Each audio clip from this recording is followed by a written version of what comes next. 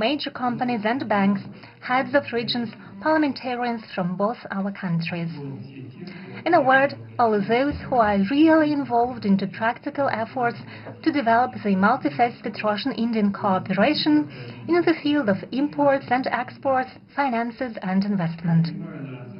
I assume that at the numerous panel sessions and expert discussions, you addressed a wide range of specific issues of economic cooperation between Russia and India. But most importantly, the forum saw the establishment of new business contacts, launch of negotiations on future commercial deals, and the start of promising mutually beneficial projects.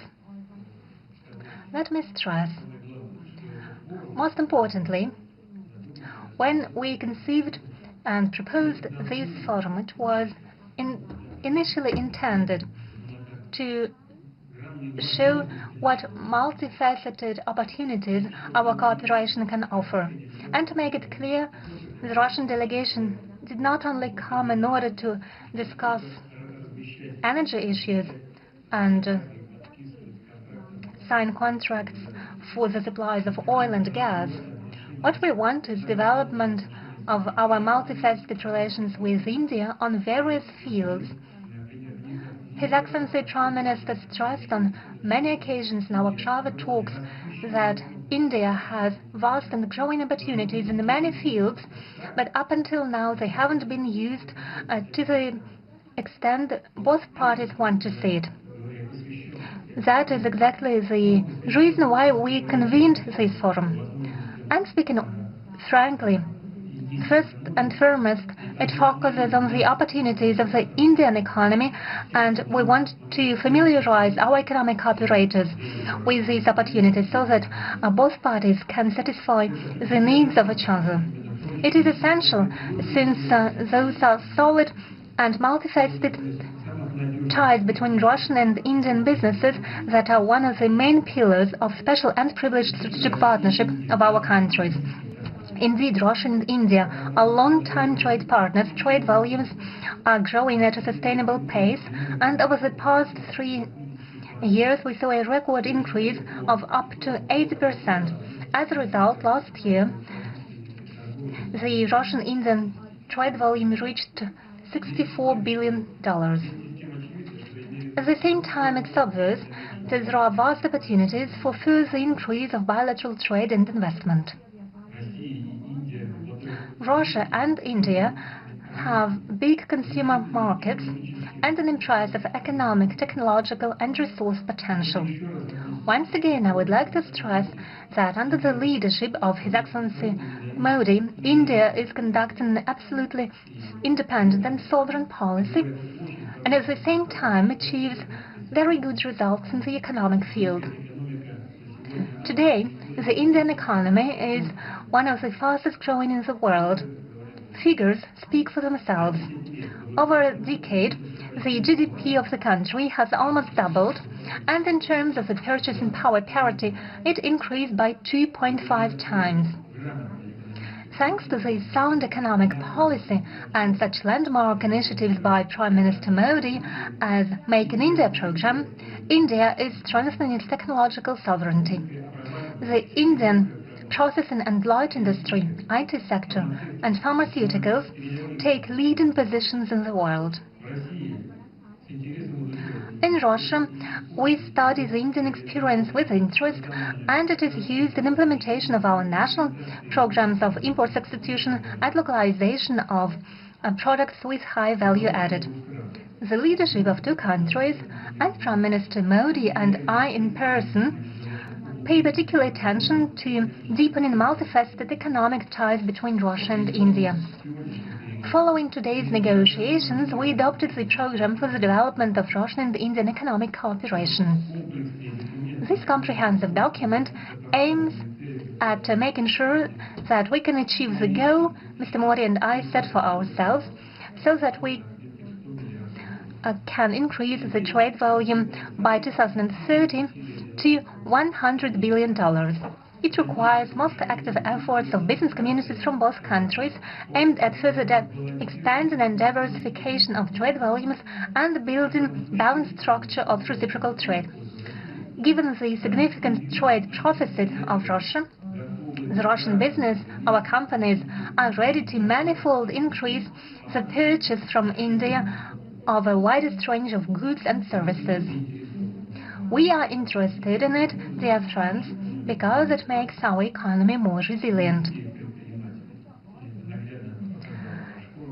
From their part, Indian entrepreneurs, as was demonstrated by the forum, are equally interested in trading with Russia. They have something to offer, so the synergy is obvious.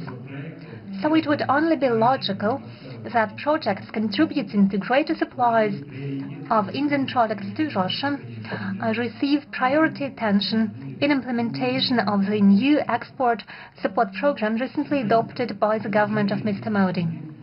From my part, I would like to assure the business circles that all useful initiatives aimed at development of mutual economic exchanges will be further supported by Russian ministries and authorities.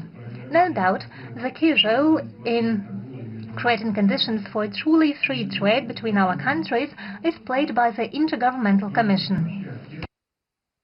It is important that together in close cooperation we eliminate the Romanian customs and administrative barriers which stay in the way of reciprocal movement of goods, services and capitals. In this regard, a strong impetus, as it seems, could be given by rapid signature of a preferential trade agreement between India and the Eurasian Economic Union. Free trade is unthinkable without a resilient system of bilateral settlements and reliable payment and insurance mechanisms. Tangible advantages are offered by the use of national currencies. It makes it possible to ensure uninterrupted financial transactions regardless of external developments. And obviously, accessibility of transport and logistics communications plays a crucial role. A lot is already being done in this regard. Implementation of the project to create the corridor south-north from Russia and Belarus to the Indian Ocean is ongoing, and infrastructure modernization of the Northern Sea route is being modernized in order to use it for the supplies of Indian goods to the world markets. Obviously, the cooperation of our two countries should not be limited to trade alone. We should move on and enhance our industrial cooperation. Together we should create new cutting-edge products and strengthen technological alliances, first and foremost in such advanced and knowledge-intensive sectors as digitalization, autonomous robotics, pharmaceuticals, including synthesis of efficient pharmaceuticals and production of high-tech medicine equipment. We are ready for broad cooperation with India in the field of artificial intelligence, where our countries have already advanced a lot. Russia is interested in participating in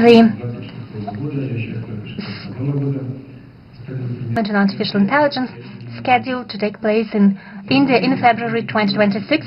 We will send a representative delegation. In conclusion, I would like to stress once again further strengthening of Russian-Indian trade and investment ties and close cooperation between business communities effectively contributes to economic growth and development and greater well-being of our citizens, and therefore it meets the fundamental interests of our countries and peoples. I would like to wish to the participants and organizers of the forum all the best. Thank you for your attention.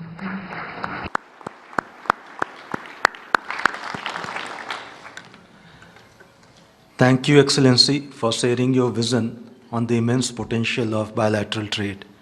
Excellencies, now I respectfully invite Honorable Prime Minister of India, Shri Narendra Modi ji, to deliver his concluding remarks. Your Excellency, my friend राष्ट्रपति Putin, Bharat और रूस business के सभी leaders, देवी और सज्जनों, नमस्कार। India Russia business forum, मैं समझता हूँ कि राष्ट्रपति पुतिन का ये बड़ा महत्वपूर्ण इनिशिएटिव रहा कि इतना बड़ा डेलीगेशन लेकर के आज इस कार्यक्रम का हिस्सा बने हैं और आप सबका मैं हृदय से बहुत बहुत स्वागत करता हूं और मेरा भी आप सबके बीच आना एक बहुत प्रसन्नता का अवसर है। इस फोरम से जुड़ने के लिए और अपने बहुमूल्य विचार साझा करने के लिए मैं मेरे मित्र राष्ट्रपति पुतिन का हृदय से बहुत बहुत आभार व्यक्त करता हूं। बिजनेस के लिए सिंप्लीफाइड प्रिडिक्टेबल मैकेनिज्म बनाए जा रहे हैं।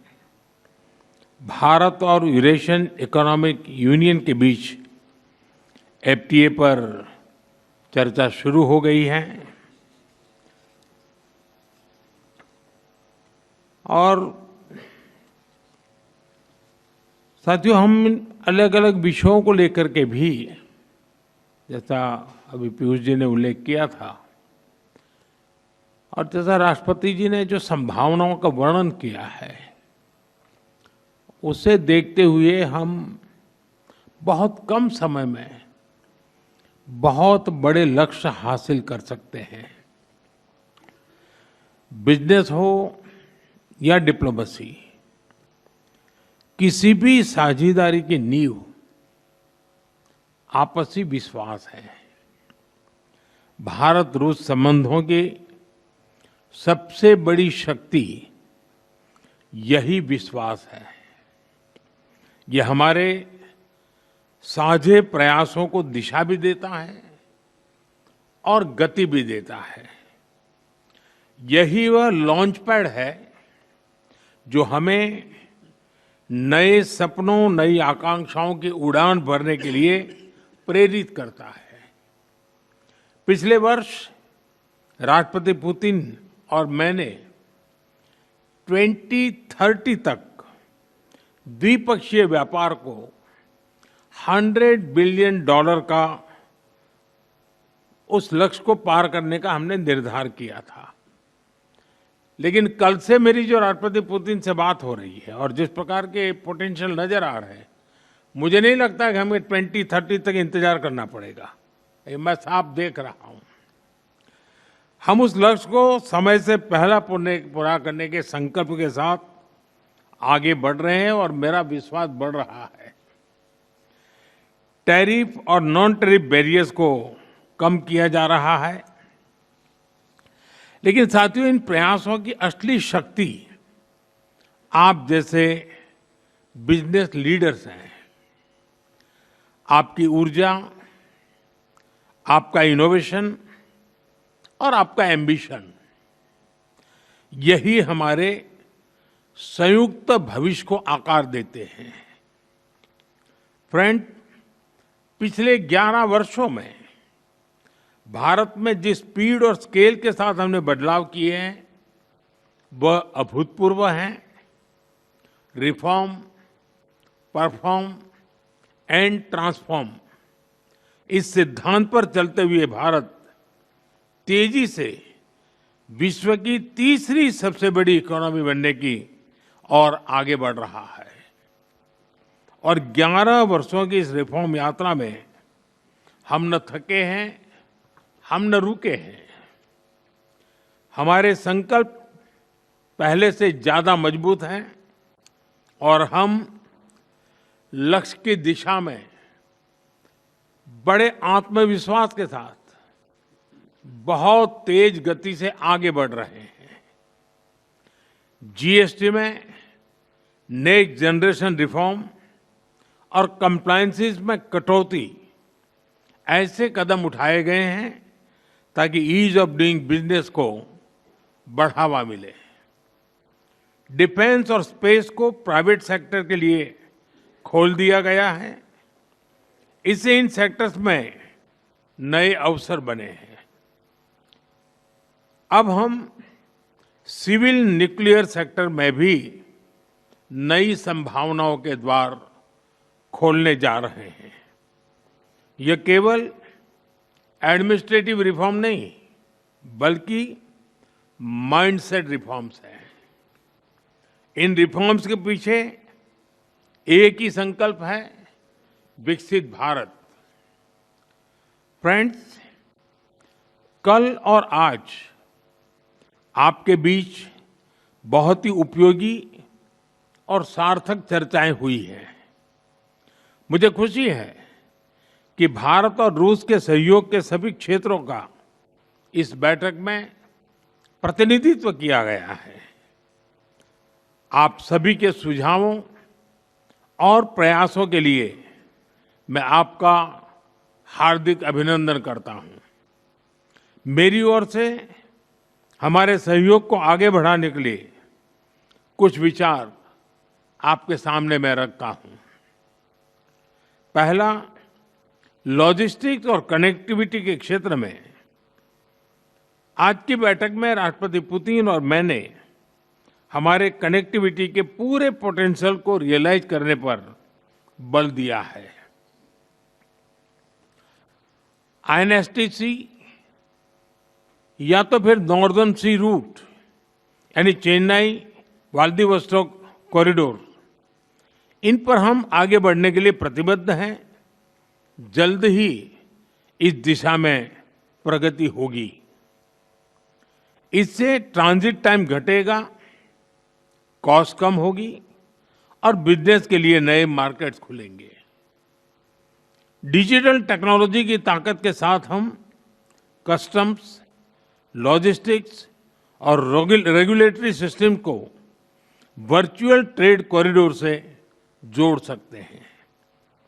इससे कस्टम्स क्लियरेंस तेज होगा, पेपर वर्क घटेगा और कार्गो मूवमेंट अधिक सीमलेस बनेगा। दूसरा, मरीन प्रोडक्ट्स। हाल ही में रूस द्वारा भारत से डेयरी और मरीन प्रोडक्ट्स के निर्यात के लिए भारतीय कंपनियों की लिस्ट में विस्तार किया गया है। इससे भारत के एक्सपोर्टर्स के लिए नए अवसर बने हैं।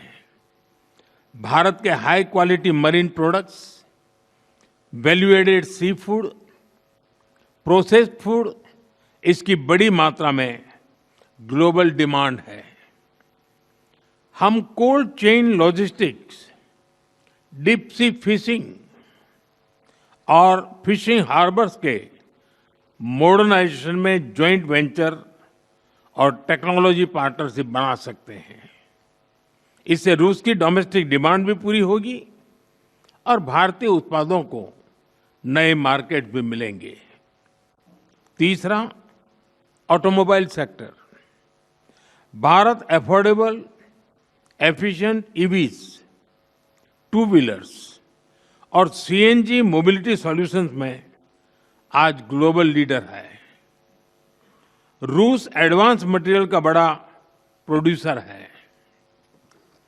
हम मिलकर ईवी मैन्युफैक्चरिंग, ऑटोमोटिव कंपोनेंट्स और शेयर्ड मोबिलिटी टेक, इसमें साझेदारी कर सकते हैं। इससे हम न केवल अपनी जरूरतों को पूरा कर सकेंगे, बल्कि ग्लोबल साउथ, विशेषकर अफ्रीका के विकास में भी योगदान दे सकते हैं।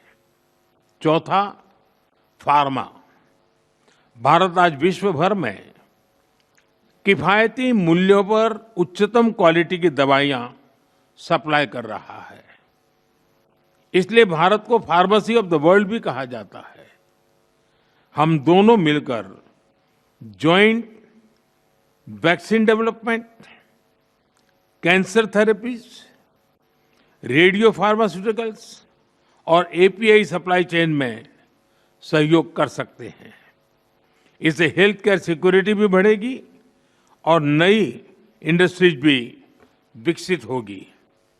पांचवा, टेक्सटाइल।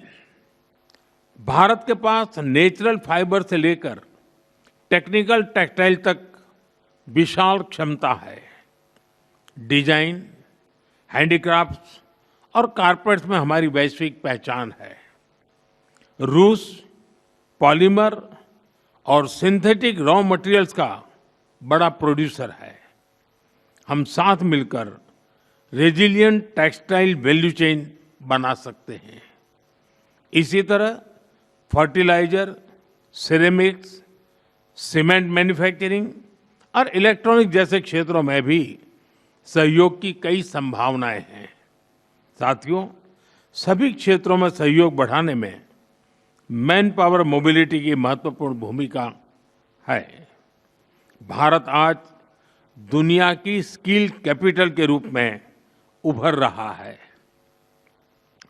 हमारा युवा talent technology, engineering, healthcare, construction, logistics, हर क्षेत्र में ग्लोबल रिक्वायरमेंट्स को पूरा करने की क्षमता रखता है। रूस की डेमोग्राफिक और इकोनॉमिक प्रायोरिटीज को देखते हुए यह साझेदारी दोनों देशों के लिए अत्यंत उपयोगी है।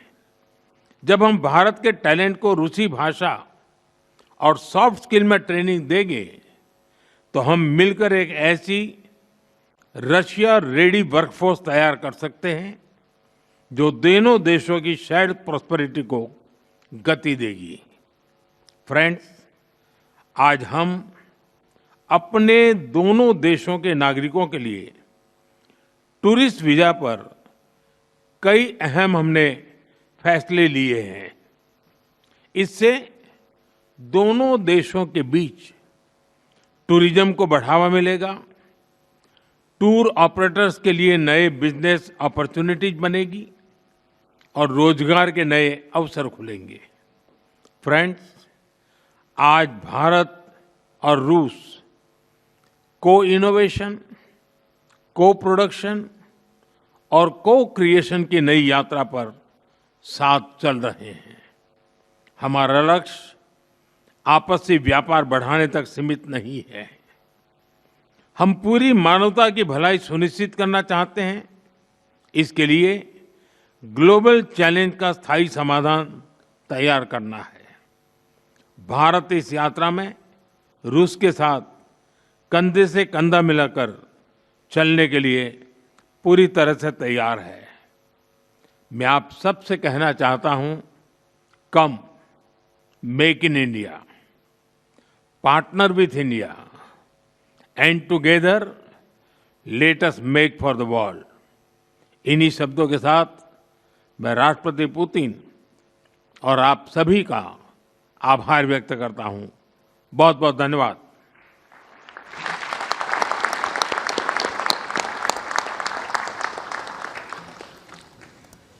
Thank you, Honorable Prime Minister, sir, for your